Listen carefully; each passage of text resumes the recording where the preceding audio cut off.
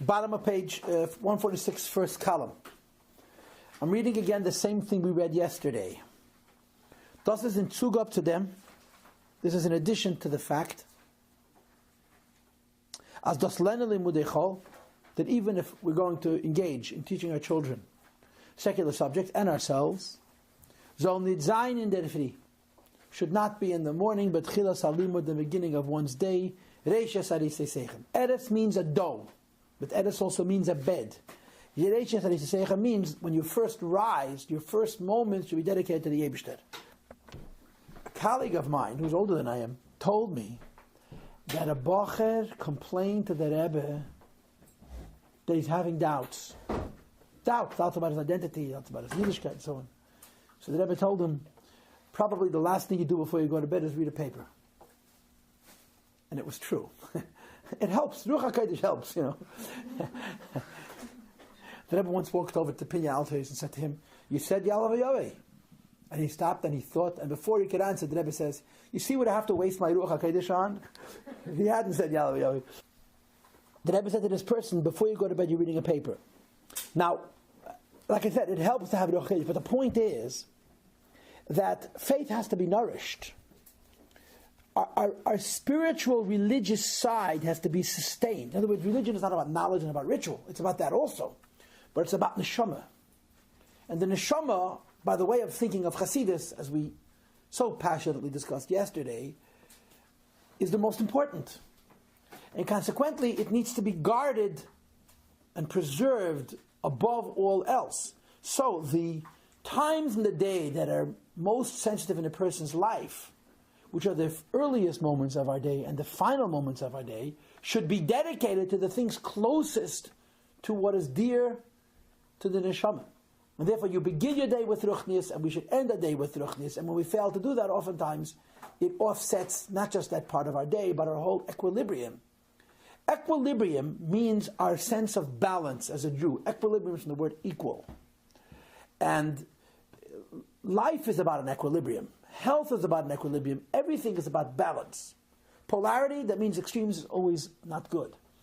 And what is the equilibrium of a religious Jew who lives his life according to the principles of Hasidus? There's a balance between faith, knowledge, and action. There's a balance between what is directly holy and religious and what is parochial, ordinary, mundane, material. And that balance has to be, as they say, in sync. It has to be in synchrony. It has to have proper proportions.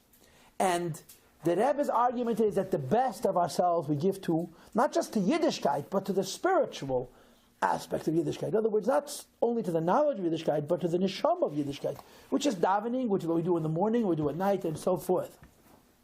And accordingly, the Rebbe says, even if we're going to teach our children secular knowledge, the balance, the equilibrium, has to be such where the spirit of Hasidus and the life of a Chassid and the balance of all of that in the world in which we live should be in the proper order, should be as it's meant to be, in the proper design.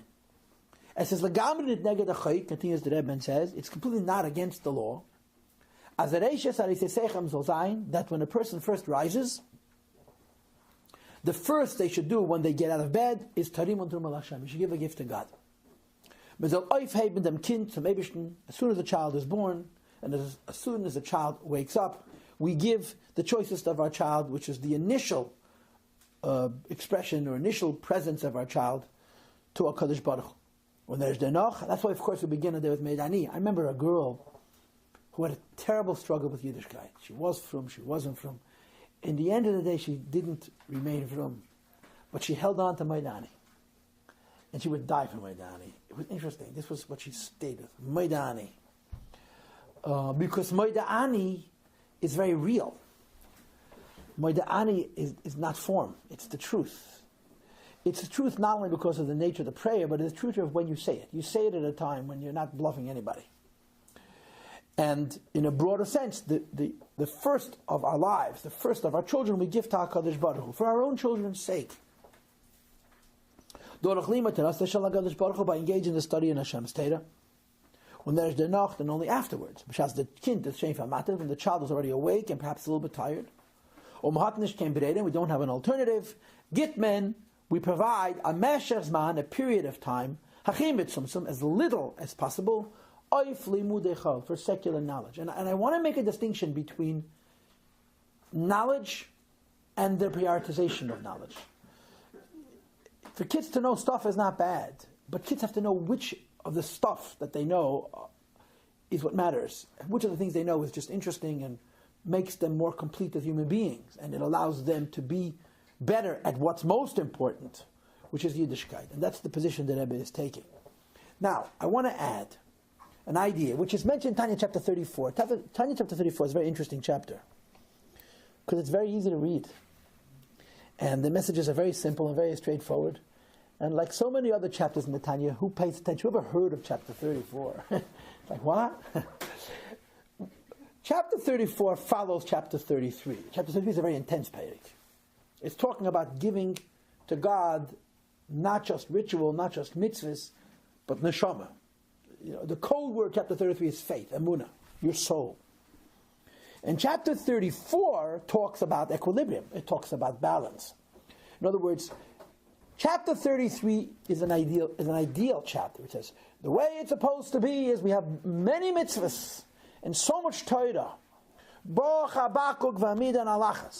You can distill it, you can cook it down, you can boil it down, you can concentrate it down into one point. It's about faith. It's about neshama. And when a person's emunah, when a person's faith is healthy, and on the surface, the other 612 mitzvahs become dominoes. As if Hashem gave us only one mitzvah, believe. We're going to put on tefillin, we're going to keep kosher, we're going to keep Shabbos, we're going to separate challah, but all those things are natural dominoes that fall from healthy and complete faith. Now, for a person to have such powerful faith, which really means such a strong connection to their own inner self, to their own neshama, that the other 612 mitzvahs fall like dominoes is an awesome level. It's a very high level. Moshe Rabbeinu was on that level. The Aves were on that level, and so forth. So in chapter 34, the Alter Rebbe says, so what if I'm not Moshe Rabbeinu? What if I'm not capable of having that kind of powerful and potent faith on such a simple and such a raw level? What do I do then? So the Alter Rebbe in chapter 34 gives a series of points in response to that question. The first thing he says is everybody needs to dedicate time to faith. Everybody. So he talks about balance. He says, number one, everybody must invest in faith. A little bit at least. Maybe, perhaps, I'm not capable of full faith. In other words, I'm not capable of being so tuned into my neshama that I'm like a spiritual person 24/7. But I must do it on occasion. Periodically, I've got to give time to faith. The time for faith is davening, time to faith is farbrengen, time to faith is moments of personal introspection and meditation and so forth. And, a whole bunch of other things. We do mitzvahs, we study Torah, and we want. It's a very interesting point. In this chapter 34, he talks about the usefulness of desiring. When we desire more Yiddishkeit, the Alter Rebbe makes the argument that even the Yiddishkeit that we don't have, we have. Genuinely wishing I could learn more. Right? If Hashem will give me more, people of pure spirit will in fact do more. But Hashem hasn't given me more, so I don't have more time, and I cannot study more. So the Torah that I'm not studying, in effect, I have a connection to as well. Yeah? Do you think you need truly prolific in secular knowledge and religious knowledge? Prolific. I don't know if that's the right word. Prolific is usually associated with something that you do, not something that you collect. Yeah. Astute, informed. Yeah. Anything is possible. But wouldn't anyone want to know, No. It may surprise you, but no. Why wouldn't people want to know? Because they're different. Not everybody is a geek. I am. You are.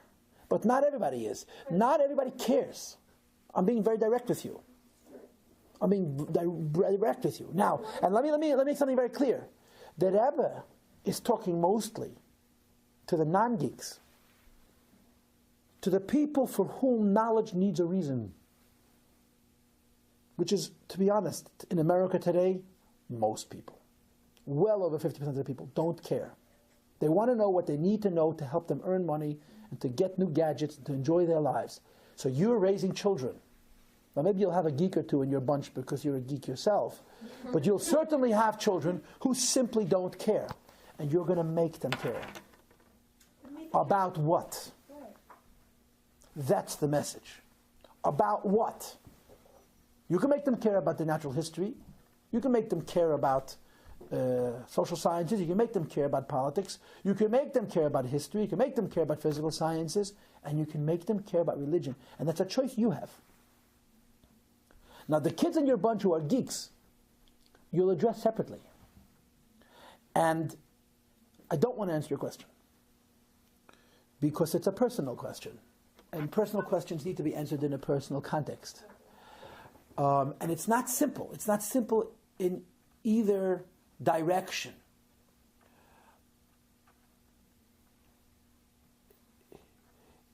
The constant is you want to raise children and you want to raise yourself as a human being for whom the most important thing is Yiddishkeit. For real. Or to say it alternatively, you want to raise a child whose most important thing is Yiddishkeit and he's happy about it and not frustrated and imprisoned by it. You understand what that means? If you raise your child and you make Yiddishkeit the most important thing and he resents it, you've done something wrong. So it's not about the knowledge. It's about the blend, the balance, the priority. And I'm continuing to read. The Rebbe says, since the fact that we have these tests is in itself a sign that we can deal with these tests, tell the teenagers of today, well, you have so many tests because you have so much koyach. Right? Are they going to believe you? Propaganda. You know what people have today in greater measure than they've ever had in history? Ever. Freedom. Is that good or bad? It's both. And that's the empowerment that our children have. When you come to a person and say, you can do whatever you want, that is really frightening. It really is scary. But at the same time, it's empowering.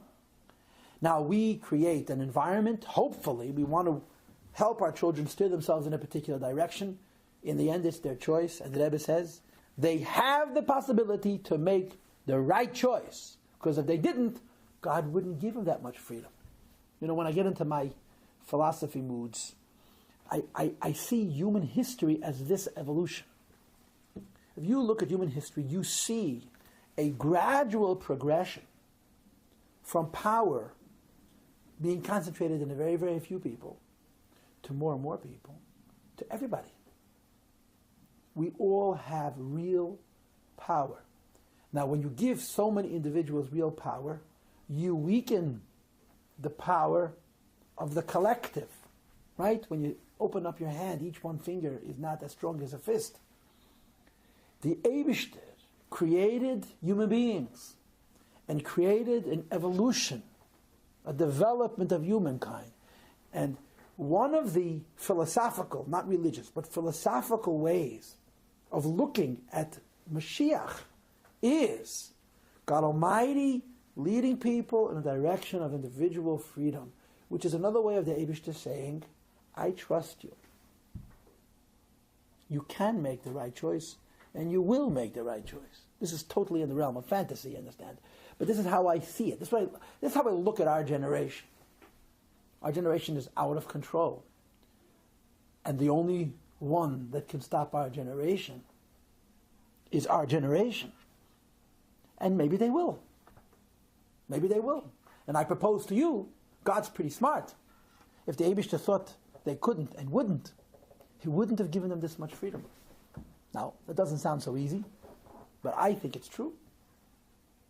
Means the freedom you have is in accordance with the power you have to exercise good judgment. I continue now. It is therefore certain, as mitayштadlus hachikala, with the smallest of efforts, ubesimaslev hamatima, and the appropriate investment of mind and maturity and responsibility, we can immediately makten sein, diminish dem Zman, the amount of time and the amount of energy, was jüdische Kinder lernen limud Chayil, the Jewish children learn secular subjects. Und abgeben and dedicate, shalei be'erech mehr Zman, a greater quantity of time, sei bekamas and sei be'echas, both in quantity and in quality, oif limud Kodesh, for religious learning.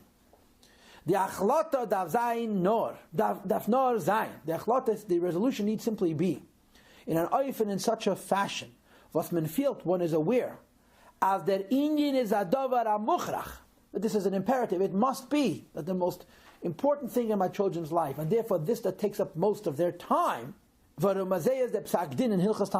this is the law, in the laws of studying Torah, that if a person studies knowledge that they don't need other than Torah, it is bittul Torah.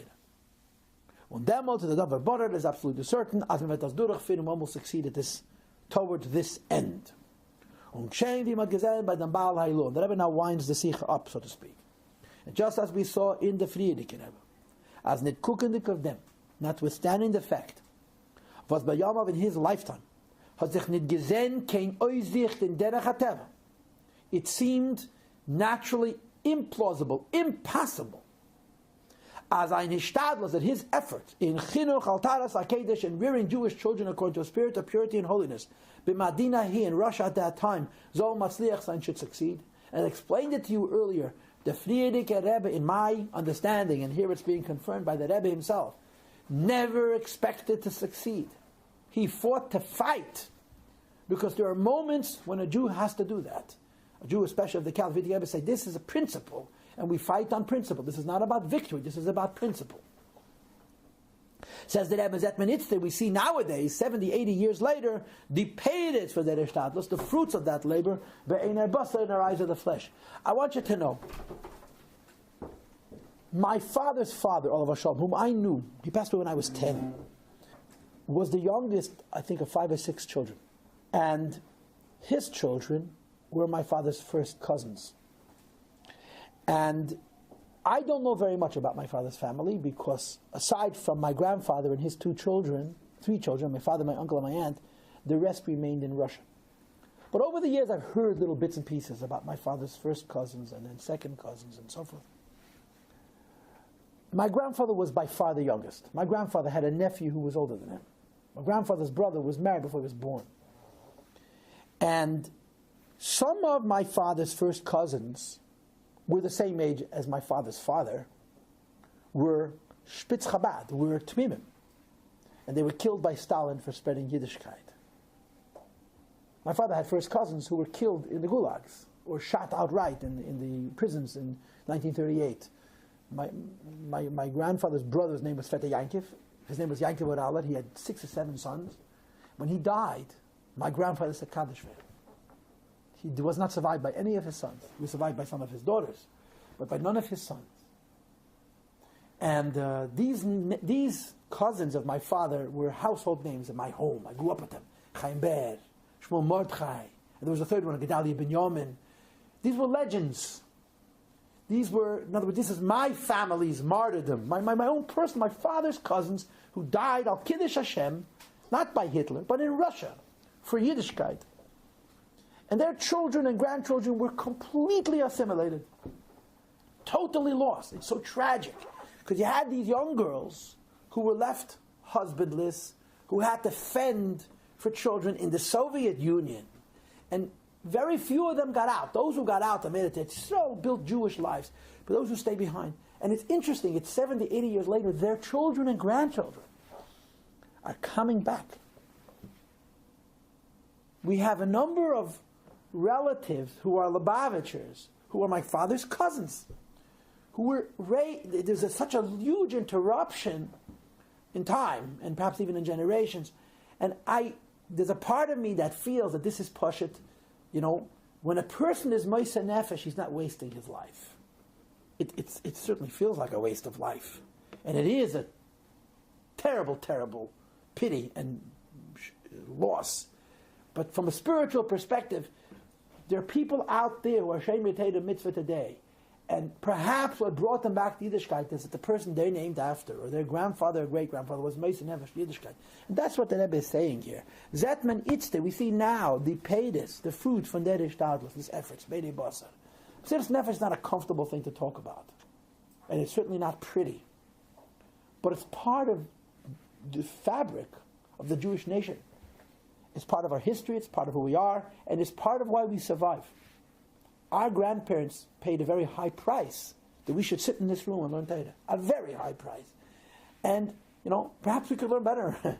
We could be better Jews. But this is the story of our history.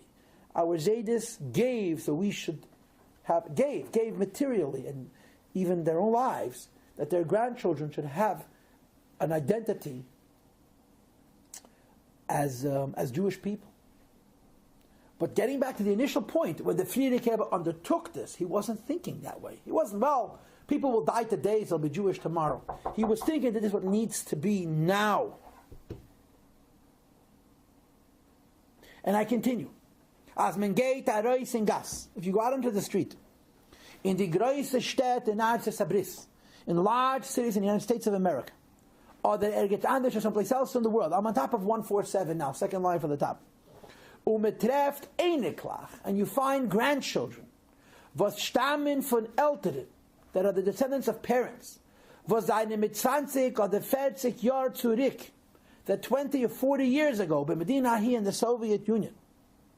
And we see as der Einikel 40, that the grandson behaves, b'derech ha-Torah v'ha-mitzvah, in the ways of Torah and mitzvahs. And in many cases, it's not continuous, it was interrupted. Men fragt, and you wonder, wie hat man sich gekannt halten bei Yiddishkeit? How did people hold on to Yiddishkeit, preserve Yiddishkeit? I said to you before, my grandfather's brother lost all of his sons during his lifetime, but not his daughters. He had a lot of children, for sure more than 10. And some of his daughters I met. When I was in Moscow 25 years ago, I met my father's blood first cousins. There was a famous chassid in Moscow who was sort of the leader of the Lubavitch community in Moscow. His name was Getche. You may have read about him, heard about Getche Valensky. His wife was a Pantiela. She was my father's first cousin. And there were others like that. In other words, there were many who held Yiddishkeit throughout.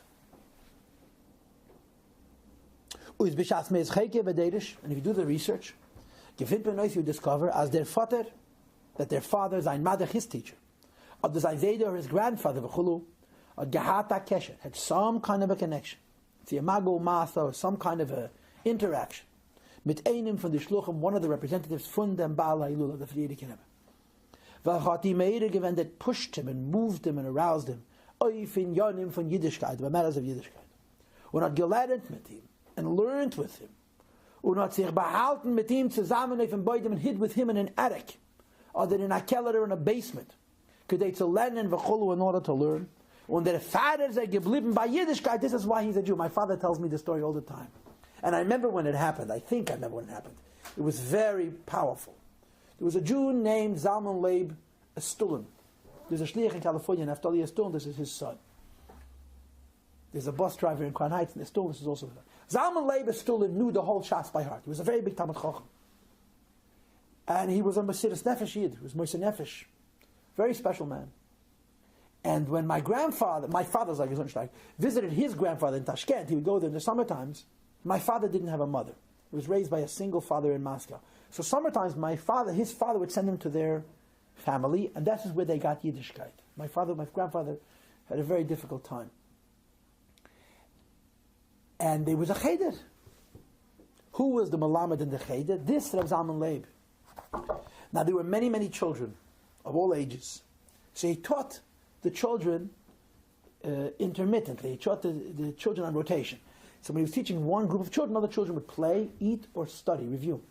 And there was always a sentry. Somebody watched. They had found this house. It was in the middle of the war. It wasn't that dangerous, but it was still. And my father was very little, 5 or 6. He was eating his lunch, and he sees a beautifully dressed couple walking into the direction of this home. And he thinks to himself, they can't possibly be bad people. They just look too wonderful, too sweet. He says, I don't know where the words came, but the words tumbled out of my mouth. Zay kumen. They're coming. So the books disappeared, and toys came out, and Zalman Leib was an invalid. He was wounded during the World War II, so he had greater rights, and Russia, there was no greater honor than having been wounded in the war and stuff. Anyway, this couple came in and looked around and was very happy to see the kindergarten and left. My father saved this man's life. He saved his life. My father was 6, 7 maximum. Wind the tape ahead 25 years. Zalman Leibestone comes out of Russia. He's an old man with a white beard and crutches. My father's a married man with children. My father sees him, and he vaguely remembers him. Vaguely. So he walks up to him, and he tells him, Shalom Aleichem. And without hesitation, Abba, you remember you saved my life. Without a hesitation. My father's name is Abba. You remember you saved my life. It's pretty awesome, you know. Let's continue. And it continues by di'ala, all of those that follow in the ways of the Frierdiker Rebbe. Netzach Selavod means forever. As durich der Ishtadlus, the efforts that we make in the Aveda Hanal, the aforementioned work, for mechazik zayin dem chinuch, strengthening chinuch altaras HaKiddush, but menzicher matzliach zayin will certainly succeed to aufstellen the Tzivas Hashem, to create the army of Hashem. Was velen because of Mamich, which will very quickly, very soon, a raise gain from Golos, Achen go out of the final Golos, in the Gula Mitas Vashlem and the Mashiach Tzedkenu, Uba Gola Didan. Now I'm done. Believe it or not. I may choose to tell you stories tomorrow. Yes. In which case we will start the new Sikha on Monday.